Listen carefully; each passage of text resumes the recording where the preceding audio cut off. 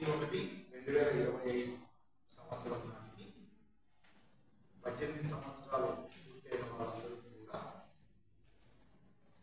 Vote హక్కు కోసం apply చేసుకోవచ్చు. సో ఆ క్రమంలో మనం అన్ని డిగ్రీ కాలేజీలు ఫస్ట్ ఇయర్ వచ్చిన తర్వాతనే ఎగ్జిక్యూటివ్ వచ్చారు.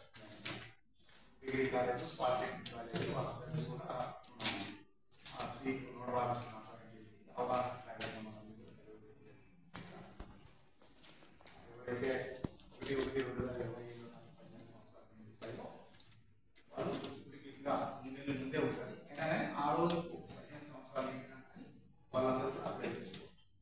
అది అలాగే ఈ ఎలక్షన్ మనకు voter list, final voter list publish చేసినప్పటికీ ఆల్మోస్ట్ మనం డెత్ కేసెస్ కానీ షిఫ్టెడ్ కేసెస్ కానీ అన్ని డిలీట్ చేసాం. సో ఈ మధ్య కాలంలో ఎవరైనా చనిపోయిన వాళ్ళు కానీ లేదా పర్మనెంట్గా